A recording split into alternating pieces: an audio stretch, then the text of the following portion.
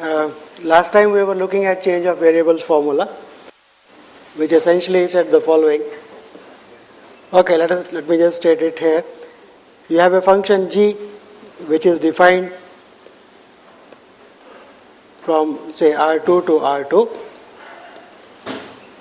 and this function is 1, 1 and has the property that g has component functions g is equal to g1 comma g2. So the variable uv goes to the variable xy, right?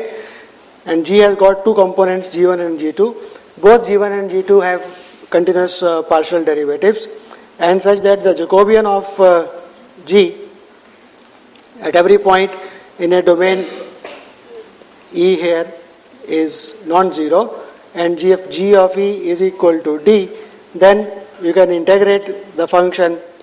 If you have a function from here to R, say f, then you can integrate E is going to d here, so you can integrate the function over d fxy is double integral dxy to be equal to double integral over the set E. You can compose it, so it will be f composite g with respect to the variable uv into the absolute value of the Jacobian at uv du dv, right? So essentially it says if you want to integrate the function with respect to x and y and you want to change the variables to u and v, then essentially you have to multiply it by the Jacobian of the transformation at that point uv. So we're looking at examples of this change of variables. So the first example, which had a minor typo mistake, so we're looking at x plus y equal to 1 and it is x minus 2y. I think in the notes probably it is x minus y. So change that to x minus 2y equal to 0, and x minus 2y equal to minus 4, and x plus y equal to 4. So these are the four lines which bind a region in the plane, and that region is D. So if you can see from here that this is essentially x plus y equal to 1, x minus y equal to 1, and x plus y equal to 4. So these two lines are parallel, and similarly these two lines are parallel. So it was a parallelogram. So let us make a change of variable. We call x plus y equal to u and x minus 2y equal to v. So we are making a change of variable. So u is equal to x plus y and v is equal to x minus y. So from these two equations we will calculate x and y in terms of u and v.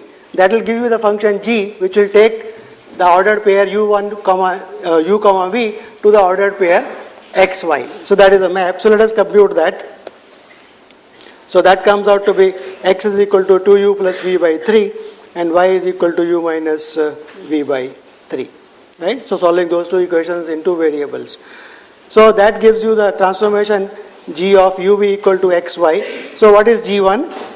So g1 of uv is equal to, that is x, so that is equal to 2u plus v by 3, and g2 is nothing but u minus v by 3. So that is the transformation. Okay, and how does this transformation change the lines x plus y equal to 1, those four lines? So x plus y equal to 1, we had put x plus y equal to u. So the line u equal to 1 in the uv plane will be going to the line x plus y equal to 1. Similarly, x plus y equal to 4, so that is the line u equal to 4. So g is going to take that line u equal to 4 to the line x plus y equal to 4, and similarly v is equal to 0, so that is x minus 2y equal to 0. That is the substitution we had made. V is equal to, right, and similarly v equal to minus 4 is equal to x minus 2y. So essentially it says that the transformation g, which takes uv to xy, right, how is that going to transform, which region is going to go to the parallelogram in the xy plane? Look at the region bounded by these lines, four lines, right? The boundaries are going to go to the boundary. So this gives you a rectangle in the uv plane, right? So g, the transformation which takes uv to xy, is going to transform this rectangle to that parallelogram over which we want to integrate. So the domain E, say that g of E is equal to d, is nothing but the rectangle bounded by these four lines. So this is the parallelogram. the original one in the UV plane, this is going to be G. So this is U and that is V and that is XY. Is it okay? So in the UV plane, that rectangle, that goes to the parallelogram, and here we have got the function, supposing we want to integrate some function f from here. So integral of f over this region will be equal to integral over this rectangle multiplied by the Jacobian. Okay? So let us compute that. So for this transformation, let us compute the Jacobian. G1, what was G1? So let us compute for the Jacobian for the transformation. So this is G1. So partial derivative, first in the first row in that determinant, partial derivative of x with respect to u, second will be partial derivative of x with respect to v, and similarly of y. So that gives you 2 by 3, 1 by 3 and so on. So let us write that Jacobian. So 2 by 3, 1 by 3, and similarly the next one 1 by 3 minus 1 by 3. So that comes out the Jacobian. So we get, by change of variable, supposing we just want to integrate the function 1 over d, that will be given by Jacobian of the transformation at uv. And you note that this is never 0. Actually it is a constant function. Jacobian is a constant function 1 by 3. It is never 0. So that condition is also satisfied. E, we know E is the rectangle. So we put the values, right? And the area of the rectangle, 1 by 3 comes out. Area of the rectangle that we know, we can compute, right? In general, this may not be that simple. You may have to split it into iterated integrals again. Okay. So let us look at one more example to illustrate that point. Let us look at the domain D, which is in the plane where y is going between 0 and 2, and x goes between the lines y equal to 2 and y plus 4 by 2. And we are given a function f xy to be equal to this y cube 2x minus y e raised power that. So what we want to do, we want to compute this integral of f. Okay, we want to compute the integral of f over this domain. So if you write down, I can't move it up, I think. No. Okay, doesn't matter. So because y is between 0 to 2, so you can write this double integral as a iterated integral. So first integral will be between 0 and 2, y between 0 and 2. So let me just write, this is y equal to 0 to 2. The next one is y equal to y by 2 to y plus 4 by 4 into that function, right? That function dx dy, right? But now the problem comes, if you want to integrate this with respect to x, it is 2x into e raised power 2x minus y, right, square. So that even as a function of one variable is not easy to integrate it. We don't know how to integrate that. But this suggests that probably we can call 2x minus y as a new variable, because this 2x minus y and same 2x minus y is coming here. So if we call that as a new variable, it will be u e raised to power, right, u square, u cube or whatever it is. So that may give us some probably way of computing. So let us make that change of variable and see what we get. So we make the change of variable, u is equal to 2x minus y and v is equal to y. So what will be G1? From here again we will compute what is x and y in terms of u and v. So from here if you compute, so x is equal to G1 of uv. So from here u plus v by 2 and y is equal to v anyway, right? So this is G1, this is G2. You can compute what is the Jacobian of this transformation. So partial derivative of G1 with respect to u, partial derivative of G1 with respect to v. So u by 2, that gives you 1 by 2, v by 2, that gives you 1 by 2. Y is equal to v. So with respect to u, that gives you 0, with respect to v, that gives you 1. So that is the Jacobian, that is 1 by 2, which is never equal to 0 again. So let us make the substitution and let us compute that region E, say that G of E is equal to D. That means we have to compute the inverse map anyway. So that means look at the line y equal to 0. Where does that go? Y equal to 0, y was equal to v. So that goes to v equal to 0. And similarly make other substitutions. Y equal to 2x. Okay. So that gives you y is equal to v and 2x. So put that value. So that comes out to be u equal to 0. So from those two equations, see where does the boundaries go. So y equal to 2x minus 4 goes to u equal to 4. And similarly y equal to 2 goes to v equal to 2. So that gives you the region E should be bounded by, in the UV plane, bounded by u equal to 0 to 4 and v from 0 to 2. So put these values and compute that integral. So this is the transformation G, which is going to take uv to that thing. So let us compute.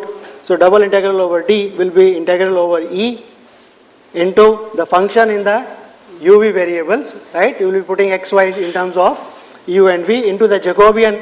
Jacobian is 1 by 2 duv, and e we know is a nice domain which can be written as in the uv v equal to 0 to 2 and u equal to 0 to 4. So that integral. So we can compute that, right, u square. So now this becomes nice to compute, right? It is easy to compute as a function of u. That was the main aim of the substitution, right? So compute that, so with respect to u and then with respect to v. So that gives you 16 by 2. So that is the use of change of variables. Sometimes in the double integrals, the variables x and y are related in such a way, it becomes difficult to compute the iterated integrals even if the domain is nice. So sometimes making a change of variable will make the integrals split and easy to compute. Okay. Let us look at the specific application of this. In the plane, you know that you can write a point in the plane either by Cartesian coordinates x, y, or you can write it also in terms of polar coordinates, right? And this transformation is 1, 1 and on 2, right? X, y goes to r theta, except for the origin. The point origin has many ways of writing because angle is theta, r is equal to. So if you remove that 0, right, remove origin, then you can write a 1-to-1 onto map from the Cartesian coordinates to the polar coordinates. So that we want to use. So that is a transformation from plane to plane. R theta goes to xy, uv goes to xy. So x is equal to r cos theta, y is equal to r sin theta. You know g1, you know g2. You can compute the Jacobian of this transformation and write down the change of variable formula. So let us, we will call this transformation g. So 0 is excluded, note that, right? Because at the point 0 it will not be 1, 1. Okay. So open interval 0 to infinity, that is r, and theta between 0 to 2 pi. Okay. Of course, you should not have the same point coming again. That's why it's open interval here on this side. So the transformation is g r theta is equal to xy. Okay. X is equal to r cos theta, y is equal to r sin theta. Calculate the Jacobian of this transformation. So this is called a polar coordinate transformation. The Jacobian of this transformation we can compute. So this is just saying that any point r theta gives you the point, corresponding point in the xy plane. So the theorem says that if a region E, right, the polar coordinates transformation transforms the region D into the region E, right? Essentially what we are saying is the D can be written in terms of polar coordinates as the region E. Then you can compute for a function f which is integrable over the region E. F composite G will be integrable over D, and you can write down that integral over E is equal to, now see this factor R is coming, right? From where does that factor R is coming? That is the Jacobian of the transformation essentially. So let us, only we have to verify that for the polar coordinates the Jacobian of the transformation is, so x is equal to r cos theta, y is equal to r sin theta. So that gives you partial derivative of x with respect to r, partial derivative of y with respect, x equal to r cos theta, y equal to r sin theta. So partial derivative of x with respect to r, partial derivative of y with respect to r, and write down and compute. That comes out to be the constant r, which is never 0 anyway, right? Because r is between open interval 0 to infinity. So that's how the transformation goes from E to D, and so that gives you the change of variable formula for. So basically it says when you change from Cartesian to polar coordinates, you write your domain D in terms of the polar coordinate, express it in terms of the polar coordinates r and theta, right? And the Jacobian dx dy is nothing but r dr d theta, right? Clear? So that is essentially application of the general change of variable formula. So let us just compute one integral. So x square plus y dxy over a domain D, where D is given by the annular region lying between two circles.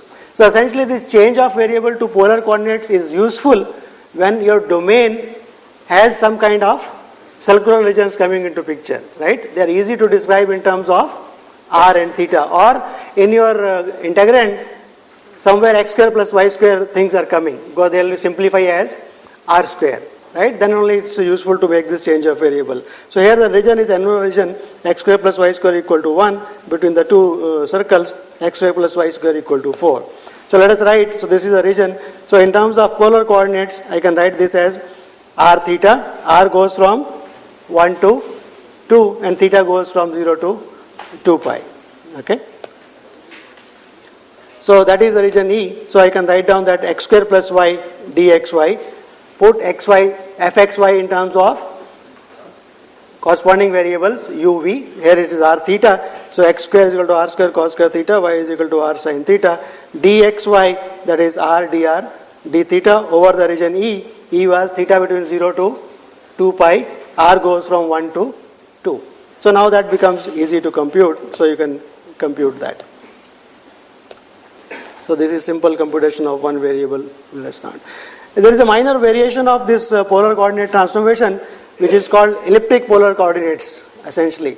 So instead of putting, say, supposing instead of a circle, a ellipse is coming somewhere into the picture, then you can make the transformation instead of x is equal to r cos theta and r sin theta, right? You can make so that this becomes x is equal to a cos theta, right? And y is equal to accordingly. So these are a r cos theta and b r sin theta. Instead of just saying x is equal to r cos theta and y is equal to r sin theta, you make appropriate modifications so that ellipse also will be taken care of. So that is x is equal to a r cos theta, y is equal to b r sin theta. Compute the Jacobian. Now in this case, Jacobian will not be just r, the factor a and b will also contribute. So when you compute, right, so ab cos square theta plus ab sin r sin square theta, so that gives you r times ab, right? So that you can think of this as a generalization of the polar coordinates. So now we write down that your domain E, that was inside the ellipse, right? So r between 0 and 1, theta between 0 and 2 pi, and write down the integral for the transformation. So integral over d fxy is over integral over E, the d written as polar coordinates. Put the value of the function in terms of r and theta, r ab dr, right? R ab dr d theta. Instead of r dr d theta, it is r times ab. So now it splits into two iterated integrals nicely because it is a rectangle and this integrand splits. So you can compute the integral. So let us look at, we looked at polar coordinates. In the plane, a point can be represented either by Cartesian coordinates or by polar coordinates, right? There is an equivalent way of describing. In R3, there are actually three ways of representing a point in space. One is the Cartesian coordinates. You can locate a point by drawing three mutually perpendicular axes, right? So x, y, z, three coordinates. Another way is that we leave the z coordinate as it is, but the first two coordinates x and y in the plane, we represent them by polar coordinates. So point in the plane is represented by polar coordinates r and theta, right? That gives you a point xy essentially in the plane, and the z coordinate is determined as it is. So a point in R3 will be determined by three variables, r, theta and z, okay? Because locating a point in R3 is locating a point in the plane and then how much high you want to go, essentially, right? X, y and z. So x and y you can locate by r theta, and then how high you want to go, that you can locate by z itself. So these coordinates are called cylindrical coordinates, r, theta and z. So they are related to the Cartesian coordinates, okay? R, theta are the polar coordinates in the plane for the first two variables. So essentially the idea is that for a point, you want to locate a point in space, so drop a perpendicular, that gives you a point in the xy plane.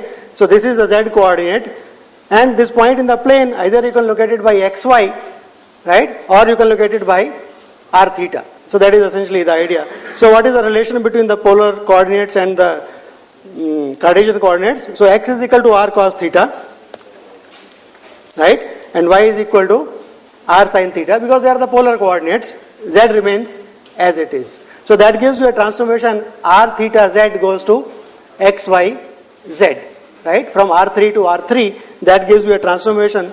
So that is the transformation g r theta z, right? Related by the earlier things, where x is equal to r cos theta, y is equal to r sin theta, and z is equal to z itself. So these are called cylindrical coordinate transformation.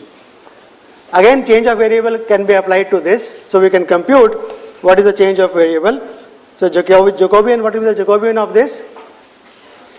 Or z is remaining as it is. Only x and y are changing to x is equal to r cos theta, y equal to r sin theta. So only that change will come. So that is essentially r only. So r theta z goes to r times dx, dy, d theta, dz. So that will be the transformation.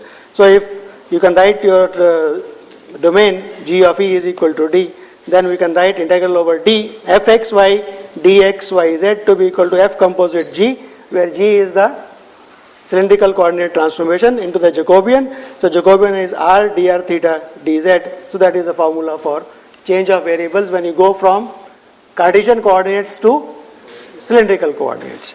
And when is that useful? Again, when you know that only x and y are going to vary somewhere, right, according to some circular domains or cylindrical kind of domains, then this change of variable formula is useful.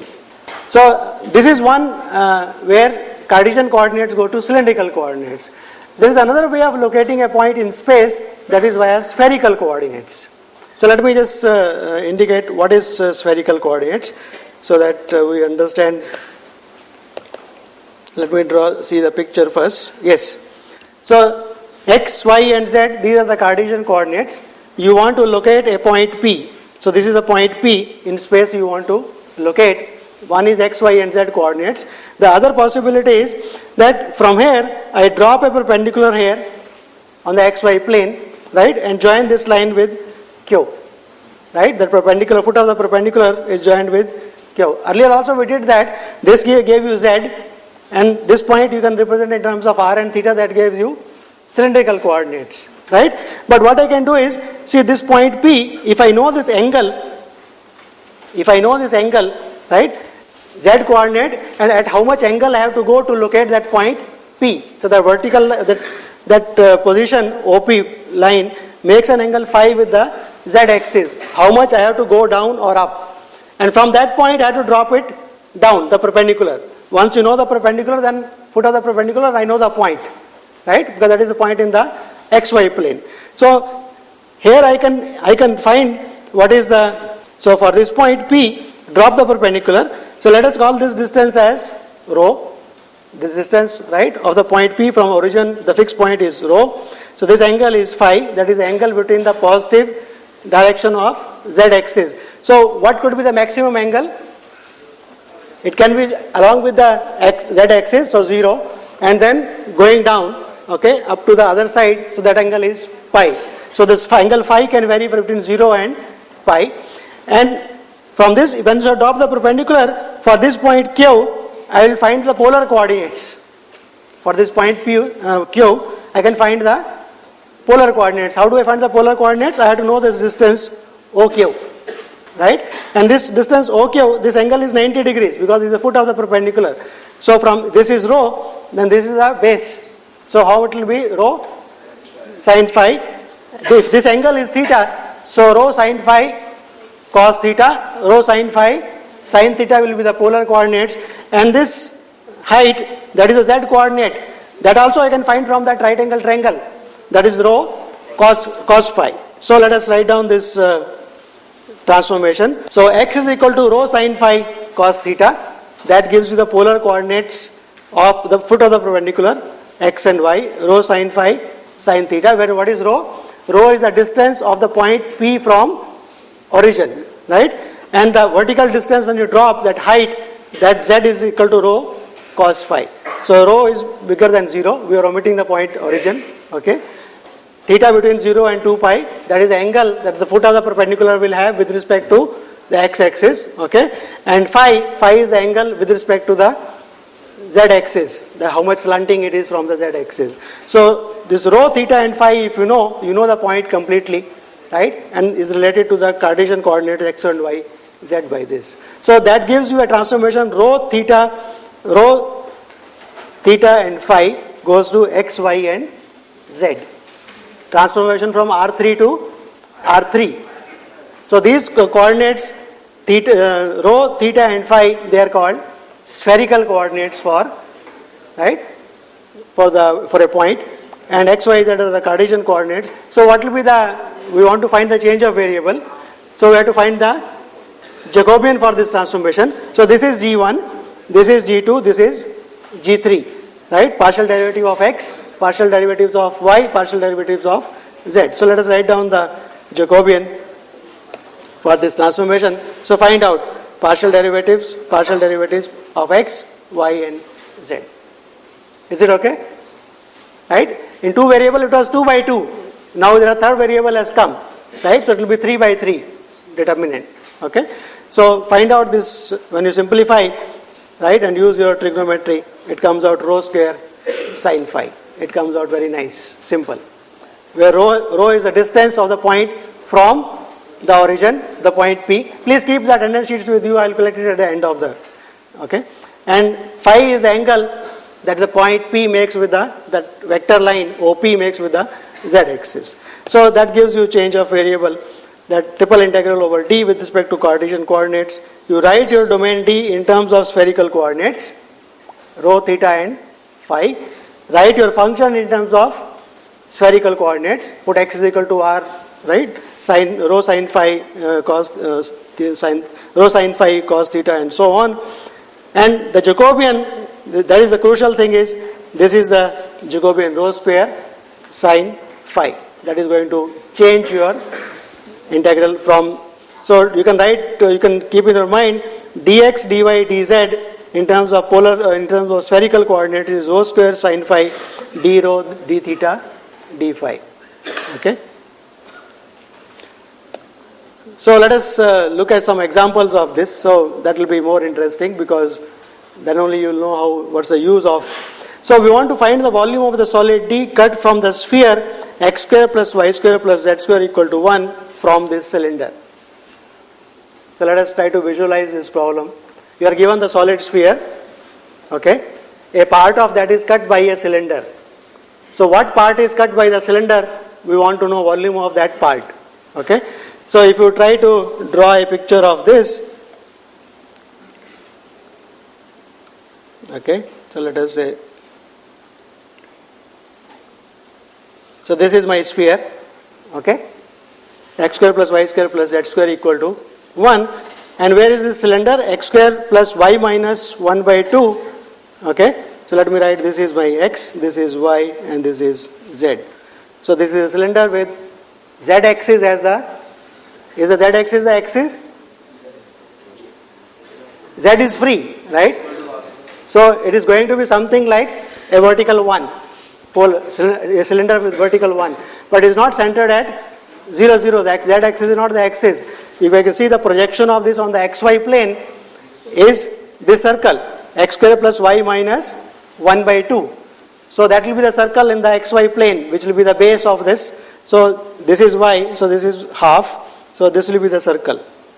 So this is a cylinder which is, oh gosh, okay, imagine this line is straight, okay.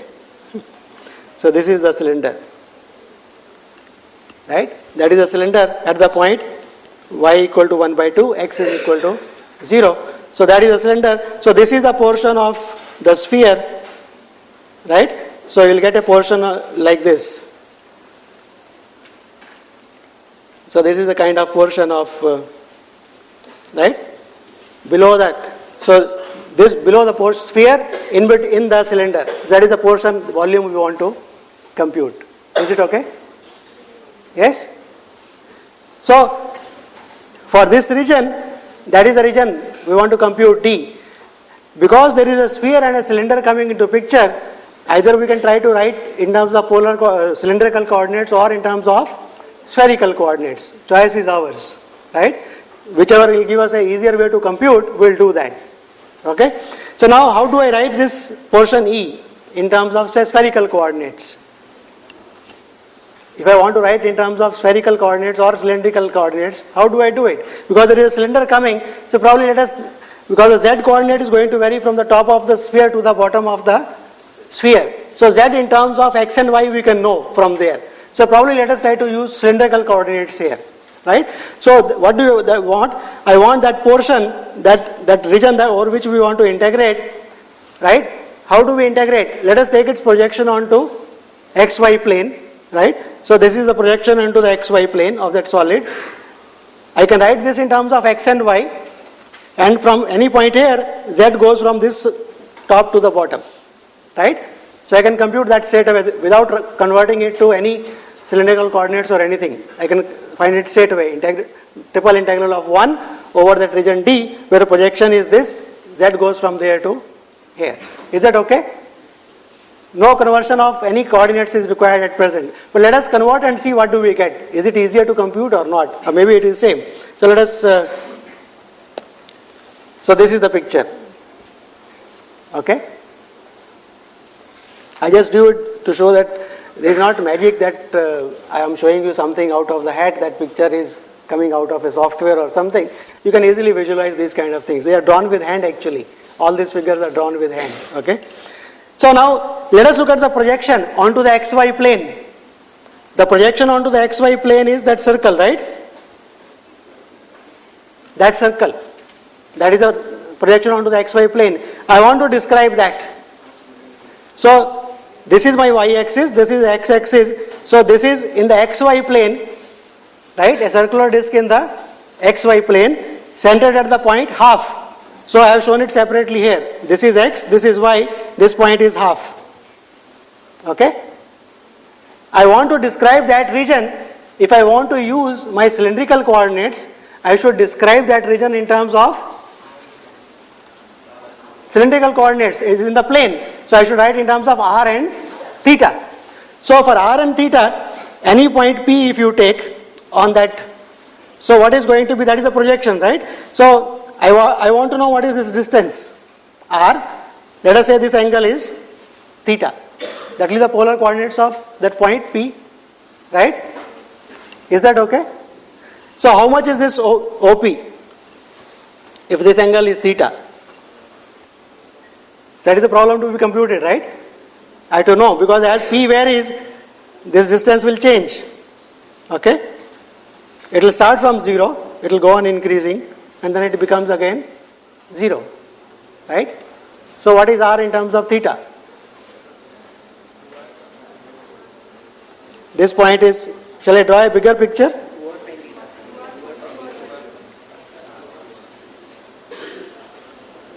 This is y, this point is half. Okay, this is x-axis actually. So this point is 1. So I want to compute this OP. This angle is theta.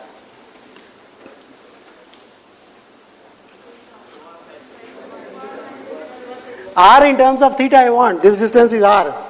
This is r. R in terms of theta I want. Just join this.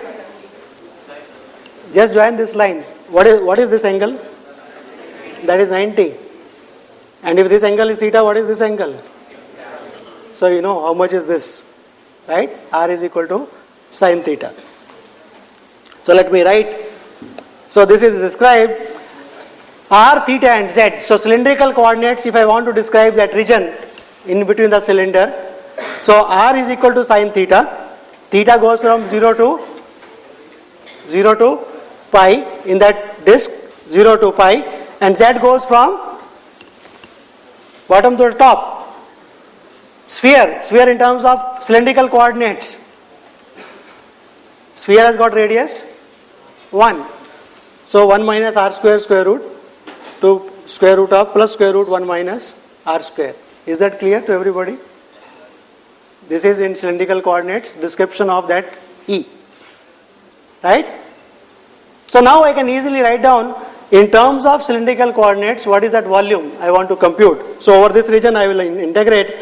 So that dV 0 to theta, 0 to pi, r 0 to sine theta, z minus square root to plus square root r, dr, d theta, dz, cylindrical coordinates, right?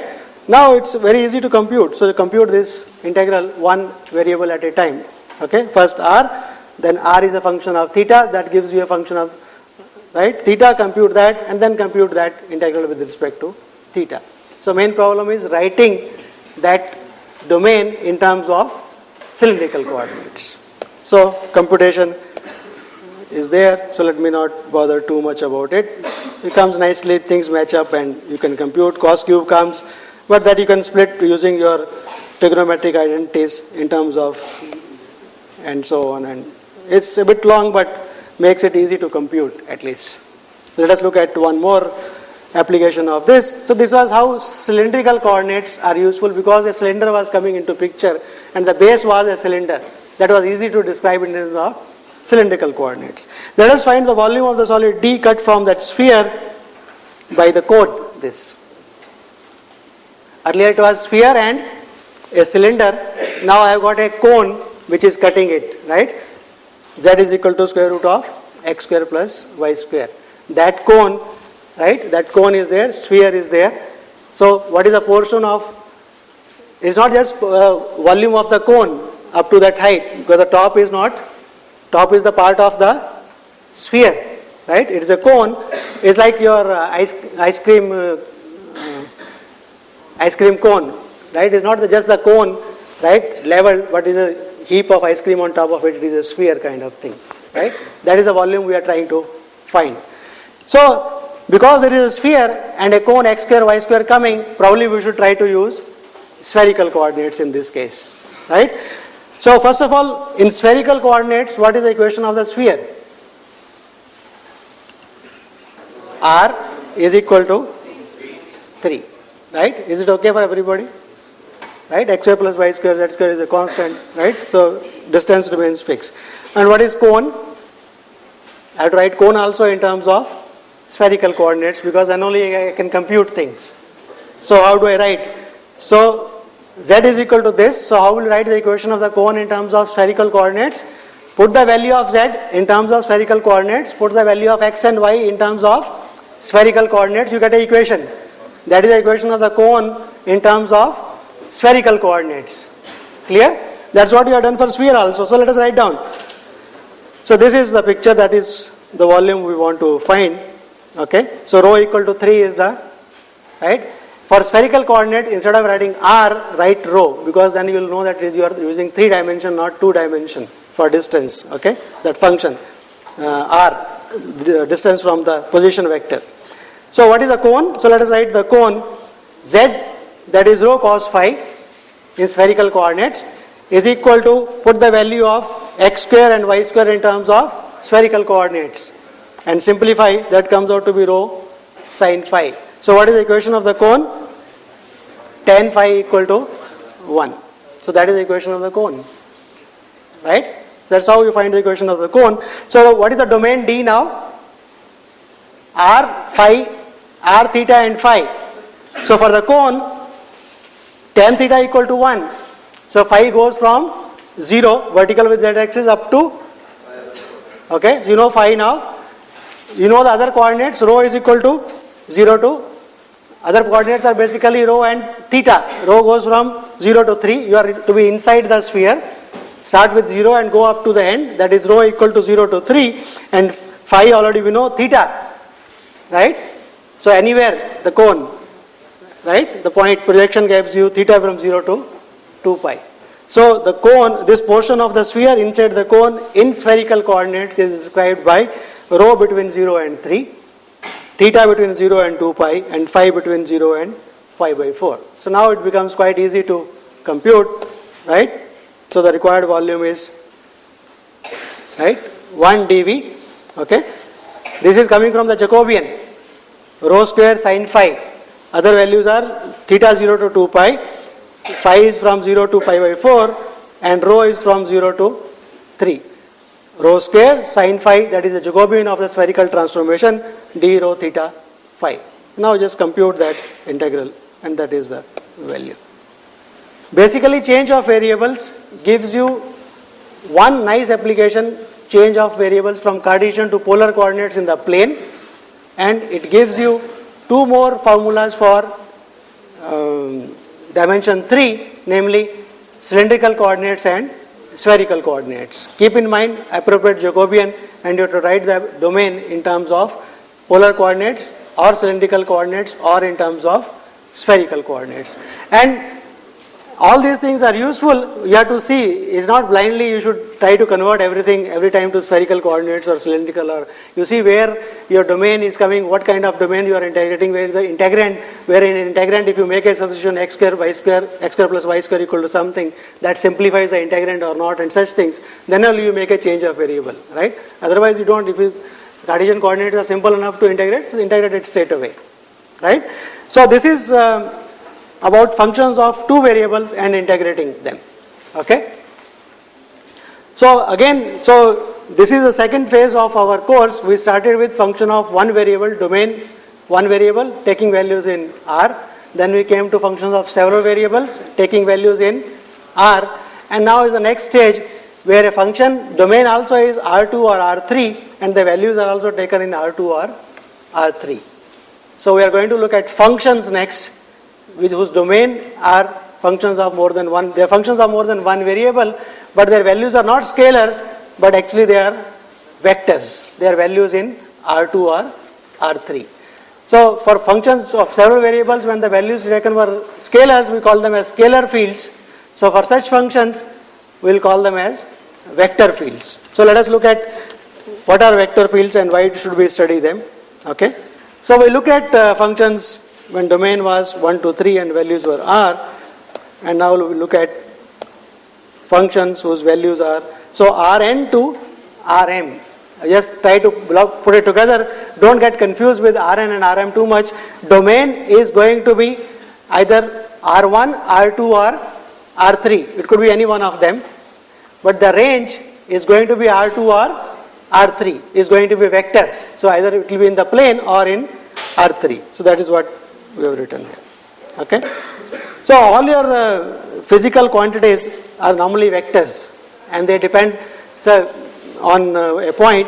So at a point some value is taken, right, and which is a vector. So that gives you a vector field. As the point varies, the values change as vectors, right? So such functions. So we'll denote by this bold, right, slightly thick letter to be an element of a vector, right? Sometimes while writing, because you can't write bold in exams or something, right? Or in you are writing with hand, you can't write X very thin and X very thick to indicate what you are doing, and you don't want to write a vector as x1, x2, x3. You want to shorten it, so you write X with a. So either you write X with a bar below it, indicating that this X is not a scalar, it is a vector. Or you write X with a arrow on top of it to indicate that this is a scalar with a direction, so there is a vector again. So while writing, either one uses this or this, and in print one uses a bold letter normally to indicate a vector. But from the context it will be clear whether you are looking at a scalar or a vector normally. But while answering or writing on paper, making others understand, we should use consistent notations. So look at a function taking values in R2 or R3, say in R3, so f of x is a vector.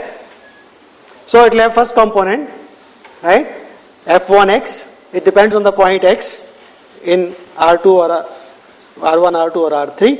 f2 of x is the second component, f3 of x is the third component, right. At a point, f of x is a vector, so it has three components. So this is the component in the direction of the unit vector I, x-axis, y-axis and z-axis. So we say that the vector field F has got component functions f1, f2 and f3. It has got three component functions f1, f2 and f3. And all these component functions are themselves functions of several variables. f1 is a function of three variables if x is a point in R3. f2 is a function of three variables. f3 is a function of three variables, right? So for a vector field, the component functions are again functions of, they are scalar fields, right? So F1, F2 and F3, they are the component fields. So they are component scalar fields. So let us look at some examples to illustrate that why are we looking at this kind of objects altogether. In most of the examples come from physics, the physical problems, the gravitational force field, right? The two particles are there, right? One is attracted towards the other by some law, that is Newton's law of gravitational attraction and so on. So let us formulate, so a particle A of mass capital M is fixed at a point P0, at a point of mass small m is at a point B. So the point A is fixed, this point P0 is fixed, this point is able to move, so it will be attracted towards, right, by that Newton's law of gravitational force field, and it says it is proportional to the product of the mass divided by the distance square, right? That is called inverse square law, attraction, okay? We want to write down a formula for this to describe as a function of the point P, right? So this is the law, we want to write it mathematically. So that force, it has a direction, right? It has a direction as well as a magnitude. What is the magnitude of that? That is given by the Newton's law, right? A proportional, so G is the constant of proportionality. This is the magnitude. And what is the direction? That is the direction is, take the line joining the two, and that is the direction given by it, right? So if we have a unit vector along that, and if I know the magnitude, then I know the function, that this is the magnitude and this is the direction. So if I know a unit vector in that direction, right, I multiply the unit vector with the magnitude, I get a function of, right, I get a representation of that. So distance is, if we introduce now coordinate, the physical problem making mathematics out of it. The point P is taken as x, y and z, x0, y0, z0. The point P which is able to move, which is in space, which is attracted towards this, has got coordinates x, y and z at any point. So this is the distance. So we can write down, right, the distance rp is equal to r, unit vector will be r divided by the magnitude of that, right? So I can write down the formula for the, so the force is given by, why the negative sign? Just to indicate that it is force of attraction, right? It is towards the point, not going away from it. So this is a unit vector into the magnitude. That's all. So now you can see that this itself shows that this is Rp, that is a function of P, right? So the scalar times, right? This is a vector times a scalar. So this is a vector valued function, okay? Because at every point there is a force of attraction, some magnitude and direction. So one can write in various ways. So it is a constant times Rp square, that is the distance square, into Up. Up is the unit vector in that direction. So that is, okay. Just try to write it in terms of a unit vector into the scalar k is coming from the product, right, which is a constant depending on the body is given. But the important thing is this is minus 1 over r square, right, the distance square. That is why it is called inverse square vector field. Normally this vector field, all of this type are called inverse square vector fields, okay. So I think probably this time to stop with one example. We'll give you more examples of vector fields next time.